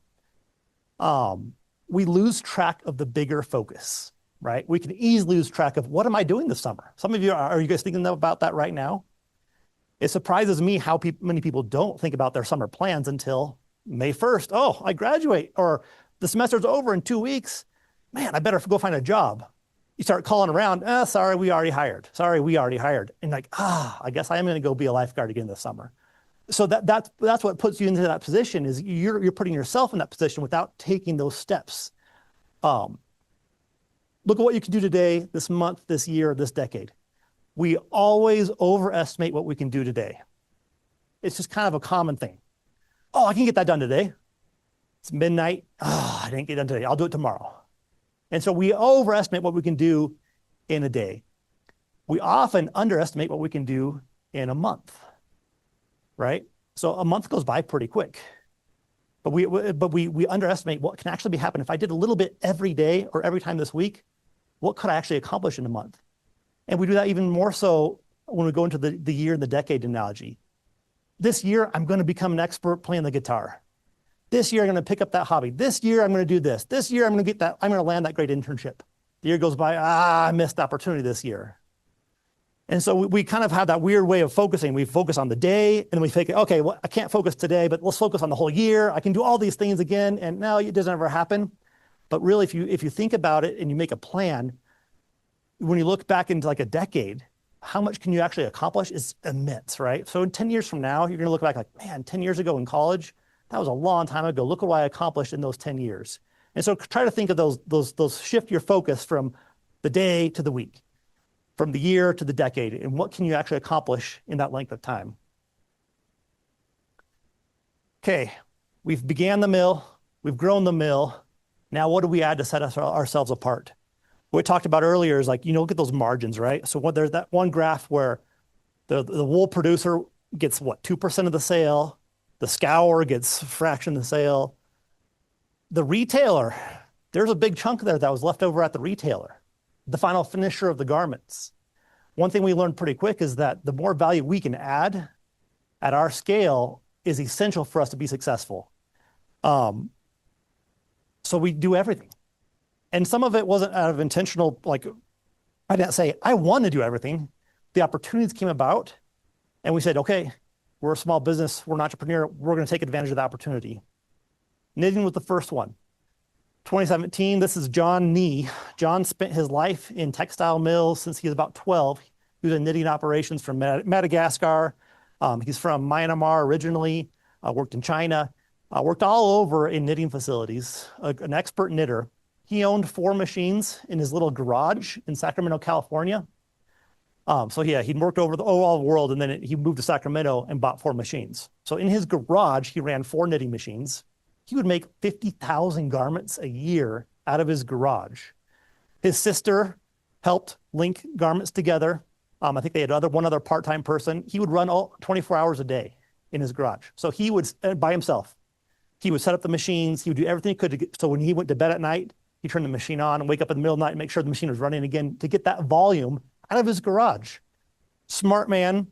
You can imagine the dedication it takes to do that, to be your own sole operator of a knitting operation. Well, we used him to make our wool hoodies. And I still have an email from him when we first sent him our first batch of yarn. He says, Ben, worst yarn ever. I'm like, okay, John, how do we improve that? And I had no idea about knitting. I don't even know what a knitting machine looks like at this point. And so we kept sending him yarn, and he made it work, right? So he'd make us some wool hoodies. It was pretty cool. Our first batch, 20 hoodies. It comes back 6 months later, 20 more hoodies.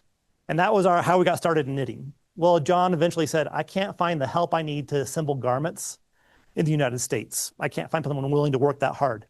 I'm going to go back to Myanmar and set up operations over in Myanmar.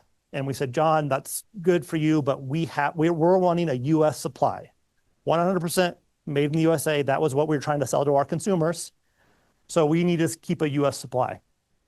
It took us a year to find another supplier. They were in New York. And this supplier wasn't as easy to work with. They weren't as familiar with some of our wool yarns. We had trouble with sizing. We had trouble when we'd have a custom processor or a ranch said, make this with my wool. We'd send it to them like, hey, this wool is completely different. And that's on my end, the ignorance too, is like, I didn't know the nuances of how different breeds of sheep reacted all the way into the finished garments.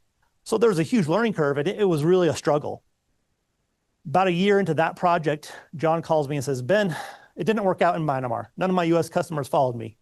I'm like, I'm sorry, John. He's like, I'm going to go move back to the United States. Do you want my machines? I'm like, I don't know how to knit, John. Oops, sorry, go back here. Sorry. I was like, I don't know how to knit. I have no idea what you're talking about. And I said, will you be willing to move here for 3 months to help me figure it out? Yep. I'm like, well, I don't have a loan, John. Like, oh, I'll self-finance it. So we paid him over time. He came and moved to Buffalo, Wyoming for 3 months. I think it was like January through March, the worst times to be in Buffalo. And he taught us how to knit. He didn't speak really good English, so the translation was really hard. I spent a lot of time just like studying and trying to watch what he was doing. Lots of hours trying to watch. But he got us set up in knitting, so we were able to knit garments. So it was pretty fascinating. Okay, another opportunity came about. So this is 2020. I get a call. I just was randomly looking for, as we grow the mill, spinning capacity. We have one spinner. We might need another one at some point.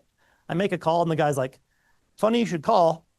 This facility in Georgia is shutting down and they're getting ready to liquidate their entire facility. So this is Coates and Clark. Coates and Clark in 1912 was the largest company in the world in textiles, right? So this is them 100 years later shutting down their facilities, right? So you look at that growth of companies like, wow, what makes a company sustainable? So Coates and Clark, they're shutting down their US facilities. I fly down there to Georgia. I meet the sales rep who had installed the machines in the 80s. He meets me down there and we go look at the machines. And it's like, oh man, it's a huge mill. I mean, you could build 30 or 40 of our mills from the machinery at this facility. And they had 2 facilities that size. They're shutting down. And I'm like, well, it's an opportunity to get machines in the US. I don't know what's going to happen again. I go home 2 weeks later. I'm like, oh, let me still think about it. Then I get a call. Sorry, all done. They're scrapping it all.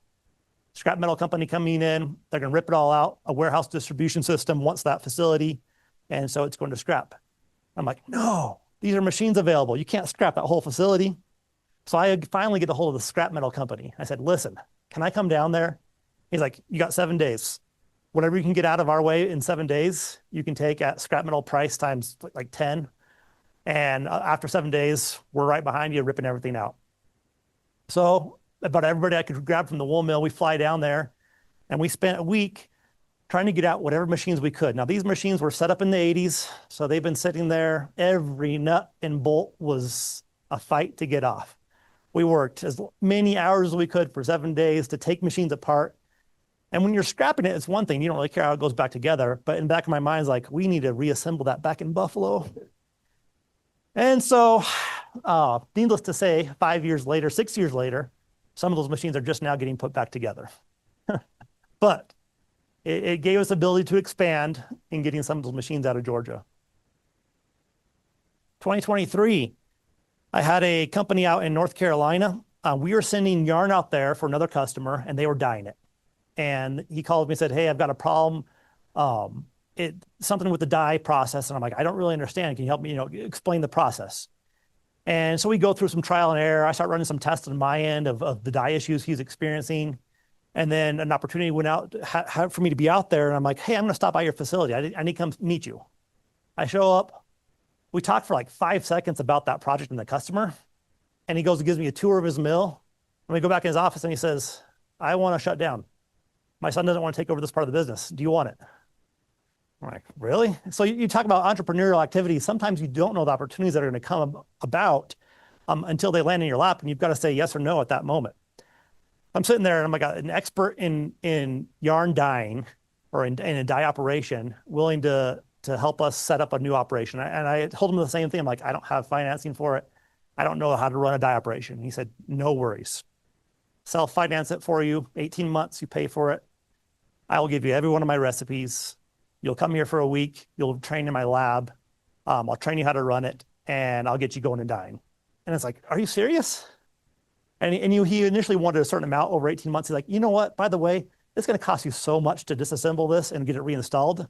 I'm cutting the price in half to try and get you. You need to make this successful. I'm like, seriously? And so he gave us a great deal, gave us all of his knowledge. And so you look at that in your life and it's like, can I be that person someday to somebody else? That'd be my challenge for you, because you don't know who you're going to collaborate with or or who you can touch base with. But without that ability for someone to share that knowledge, I would not have started dyeing. So the chemistry behind it, all the dye lab, the whole setup was very daunting. But with that assurance of someone who's an expert in the field to help us, that gave us a way forward. And so for you, I mean, keep an eye open for the opportunities, those experts in the industry, those people you talk to. And something might never come out that might benefit you, but someday someone else might come to you and say, hey, I need to do this. And you've got the extra, something on your ranch. And you're like, you know what? I've got 2 of these here. Take this and get going with it. And you know what? Pay me when you can. And suddenly that new operator's like, oh my gosh, thank you. I just got started because I knew a guy was willing to trust me and help me get going. 2026, what's our plans? This is very daunting. We're doubling our scouring capacity, doubling our carding capacity, spinning capacity, and knitting capacity all this year.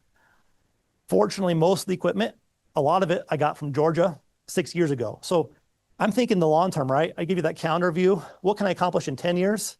I'm constantly looking at what's the industry going to be like in 5, 10 years, 15 years from now? What do I need to do now to set up the future generation of operators at the wool mill so that they are successful? The equipment in Georgia being an opportunity. I didn't have a need for the capacity right then. Now I do. Now I have actually built demand enough. I'm going to use those machines. Yes, they were in the way. Yes, it's been 6 years since we disassembled them. We got to figure out how to put them back together. But now it's coming together where we can. The scouring capacity, I've been talking for 12 years with a guy who owns a scouring line in a warehouse. Hasn't been touched, I think, in 2 or 3 years. They were running it for once a week for a while. And it's basically a scouring line like we have. And for 12 years, we've been talking about it. And now it's finally, well, I could use to upgrade our scouring capacity right now. And so those types of things, sometimes you have to play that long game in terms of trying to make those opportunities work in the long run.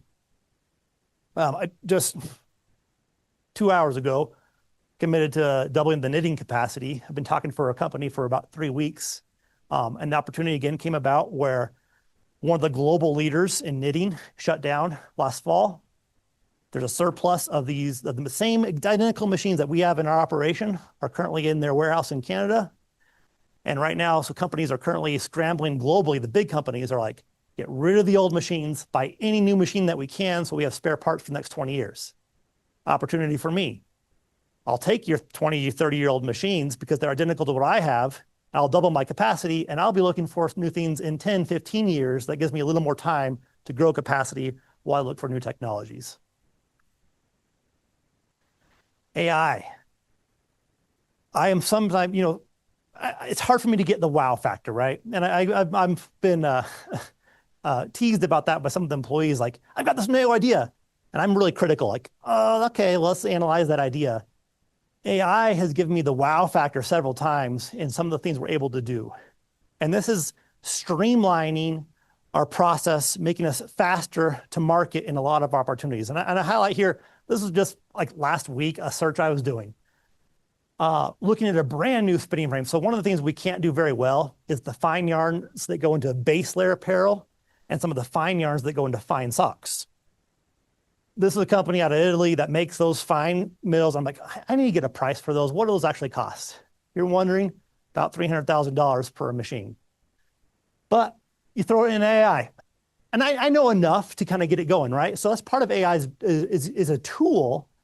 You're here getting a breadth of knowledge in a lot of areas, allows you to use those tools much more effectively than if you didn't have that general knowledge on a lot of different subjects. So I'm able to give it some very specific insights of here's what I'm looking for, give me the capacities. Anyway, I go through about 10 minutes of iterations of working with AI on back and forth of trying to figure out this machine capacity. And then I go say, okay, AI, pretend you're a textile consultant, review this for me. And look at its recommendations. Do not proceed. Wyoming's a bad idea, right? Don't put textiles in Wyoming.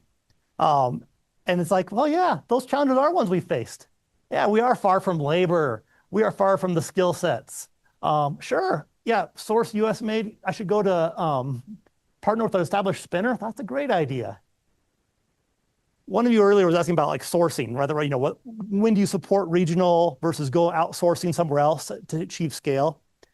Right now, I know we would be more cost effective. We would have higher margins. We'd be more profitable if I outsourced everything. Manufacturing ourselves is definitely not the most cost-effective way to do any of it. There are bigger companies that do it better, do it faster, and do it much, much cheaper than we do it. It'll go to the why. Why do we do what we do? We'll go into it more later, but there is a why. And I take this same question. So I went through this analysis, said, don't do it. I do another analysis. Strongly recommend doing it in Buffalo, Wyoming. And in this, the change here was I said, here's what we're already doing at Mountain Meadow Wool. We already have our combing plant. We have scouring capacity. We have spinning capacity. And it says, okay, these variables change it.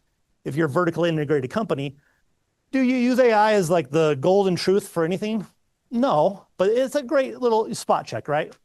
And that's just like a business decision, right? So I'll throw little ideas. If I'm doing a napkin calculation that might take me 2 hours, I throw in AI and get done in 5 minutes. Saves me a ton of time. And the napkin calculation is all I'm really wanting for it to do right now. I'm not trying to say, yeah, okay, AI told me to do it, I'm going to go do it. No, I'm going to go think about it. I'm going to go take some of its analysis and go process it a little bit more. But it saves me time, and time is a critical resource. Just the other day, I've got one of our maintenance guys loves AI as well. And we'll go to a machine, 1990 machine. It's got an old PLC in it, the old circuitry in it. Take pictures of those machines. AI can tell you exactly what every little device is on those machines, give us the best way to program them. I mean, suddenly we, as a small company in Wyoming, have the access to that knowledge that we could not have had even 2 years ago. And so I say, like, there's a paradigm shift in that knowledge that is happening right now, and it's happening at a rate that we have not seen historically.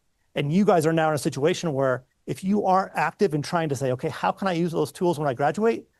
If you're graduating in 2 years or even a year or even in 3 or 6 months, you are going to fall behind if you aren't using those tools. So I would highly recommend use those tools. Another example, there's a thing called an evenness detector to detect the thick-thin variation in yarn spinning. Very expensive machine. They have them in labs to determine the thick-thin variation. In 2 hours of work, we used AI to build our own custom variation of that. Using our cell phone, I can put it on the thing, watch our yarn go through, and we can program a custom evenness detector in 2 hours. The machine was probably a $60,000, $80,000 machine, and in 2 hours of AI work, we can do a model of ourselves. Amazing. Those are the kind of like, oh my gosh, that suddenly sets the playing field is now kind of like the Wild West. What's going to happen? But we want to be Mountain Meadow Wool at the forefront of that as it happens. Going into your end, what are you doing that's on the cutting edge, right? You've got your peers, you've got the status quo. What are you doing to set yourself apart? Is it the internships? Is it getting extra work experience? It's again going above and beyond of what your peers are doing.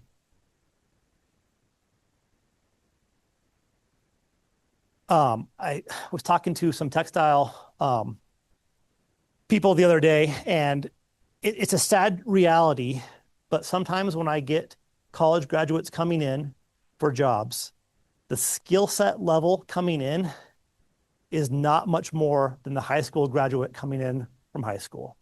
And that is a hard part. So my job as an employer is like, you went through 4 years of school, and that's valuable. There is immense value in doing that. You might have a breadth of knowledge in certain areas, but as a company, I need to do these things. I need to do them tomorrow. And if your skill sets are only on par with the high school student, I can't justify a higher wage until I can train you.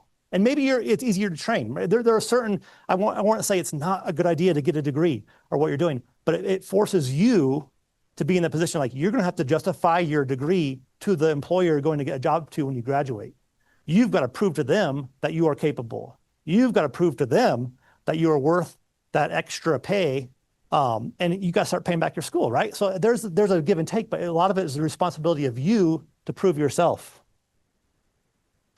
It's too late if it's like, I'll plan on that when after I graduate. You're too late.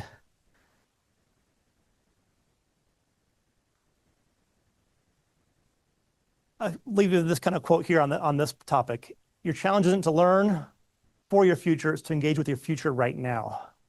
And keep that in mind. You're not learning so that you can do something later. You need to start doing something right now for your future. It's critical. And I can't stress it enough. this AI change that's happening, there are going to be jobs lost. There's going to be the job you're currently pursuing might be gone in 2 years. It's a reality. A good friend of mine, a lawyer, large law firm, 60 people in the law firm, told me, hey, I'm getting a new job. I'm going to a job where I can have a personal interaction with a person on a daily basis because I think that will still be a secure job, but AI is going to take over my job as a lawyer. Is that true across the board? I don't know. But he's like, hey, I have to get in the front. He said, when 57 of my coworkers are also looking for those same jobs, I want to be there first, so I have that job secure. So thinking through that, there are jobs that are going to be shifting and changing. Where do you place yourself as that changes? Kind of closing here towards the end, the then versus now, the old picture where we started. Again, looking at that lawn picture, we're 20 years, almost 20 years into this process. We've put a lot of equipment in there. We've done a lot of cool things, but we're still tiny. You look at the whole industry as a whole, if Wyoming produces 2.1 million pounds of wool a year, we're only consuming like 60 to 80,000 pounds of that wool a year. We're consuming a tiny fraction of the Wyoming wool clip. What we do, I think, is really cool, but it's not helping the whole industry. But that's, for me as an entrepreneur, I don't let that part bother me. I can't control the whole industry. I can do what I can do. And I do hope we grow. I do hope we can help out more ranchers. But the point is to always do something. Why be an entrepreneur? This is a tough one. I don't do it because of me. And that's a key point I want you to take away with. We grow up. What do you want to do when you graduate high school? What do you want to do when you graduate college? And a lot of our mentality is to focus on what do I want? What do I want? What do I want? I put in a couple pictures here. I don't do a thing that I want anymore. A lot of the reasons why I work at the wool mill is because to help my mom out. She jumped into this big endeavor. I want to see her succeed. And I like helping her out. That's fine. I can live my life satisfied knowing I'm helping her out. I threw my kids in here. As an entrepreneur, I have the ability to bring my kids to work. They teach them to run machines. They love it. It's hands-on work. They're working with dad. The why for me becomes not about the paycheck. It's not about some of the other things we could look at in life. I do it for helping my mom out, helping my family out. And then I have 30 employees now. 30 employees, they're not all full-time, but they all have their livelihood at some point is coming from the wool mill. I'm doing it to help them out. I'm doing it to help the ranchers out. We talked about the cycles of wool prices, right?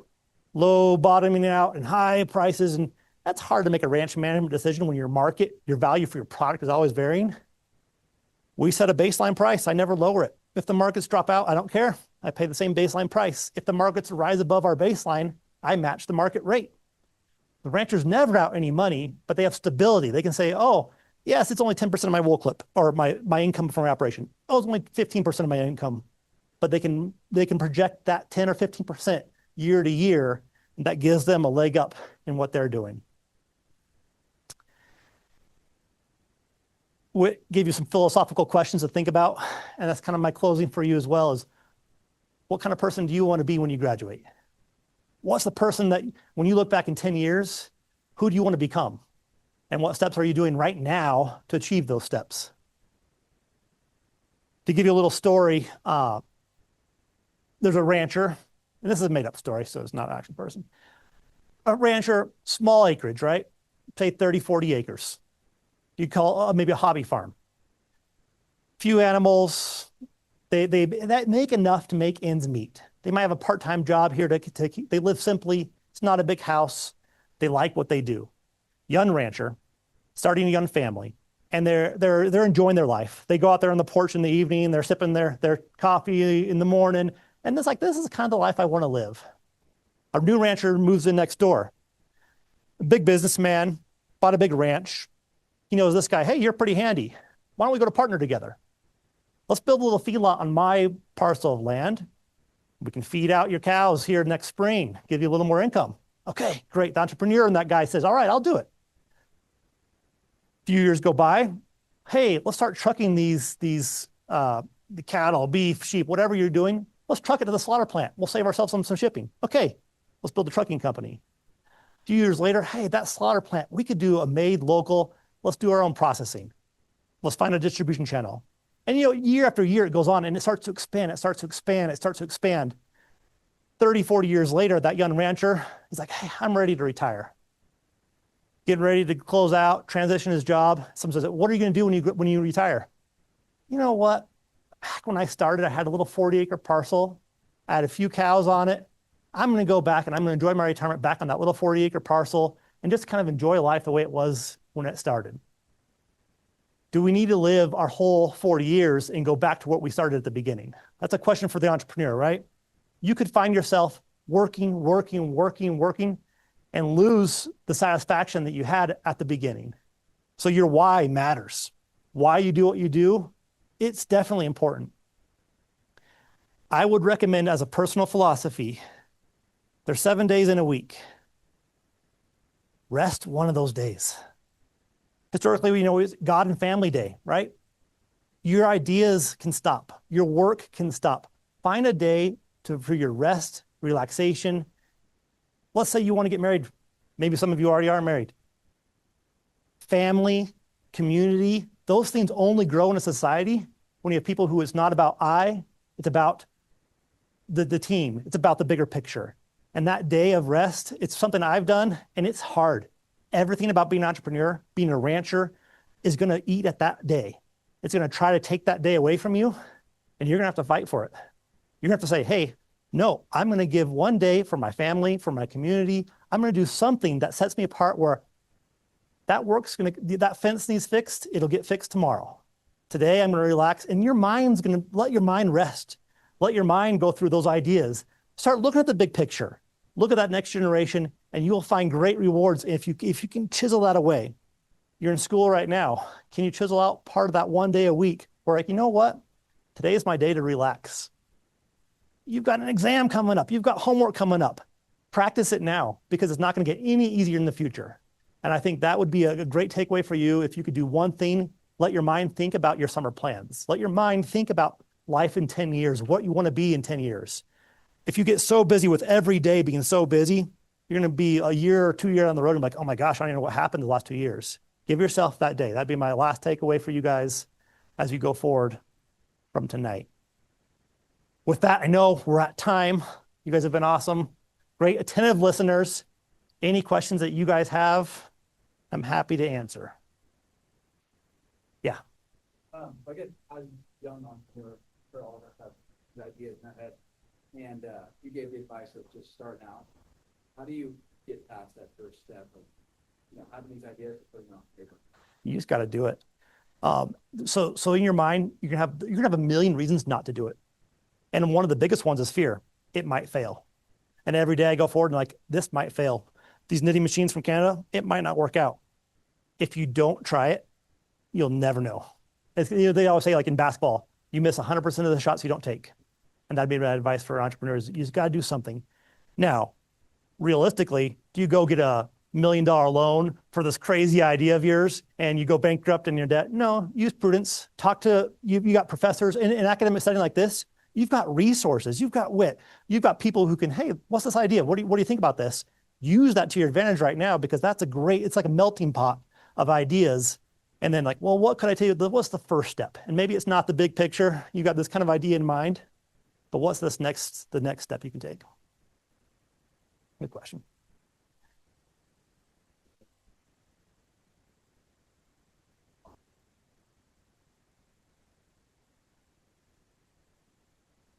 Yeah, some of them are pretty simple. Someday I'm going to have a coffee shop and a donut shop. That's going to be my life dream, is a coffee shop and a donut shop. Yeah, someday it might be attached to the wool mill. I don't know. I'm so sucked into the wool mill. It might just be a part of the wool mill. It'll be a donut shop and a coffee shop in it one of these days. But yeah, I've got a little I call it my brilliant ideas pad. Actually, the name of the pad's on that. I think I got it from my wife when we were first married. And you just throw a little idea in there. Some of them will never come to fruition. But you never know. It's like, oh, that's kind of a fun idea. Oh.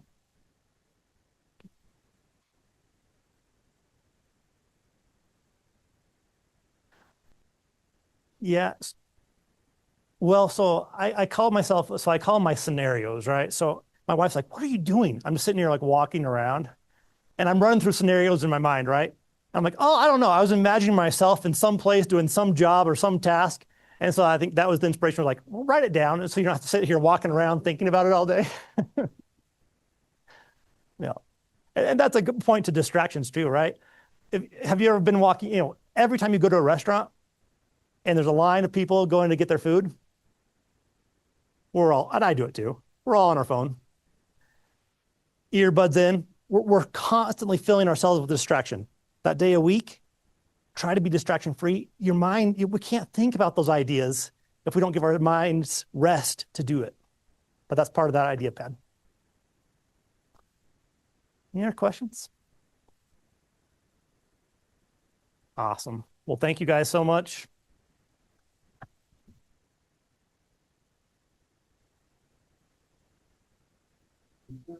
Evaluation, QR code. Election, this is the meeting, March 6th. At midnight. Yeah.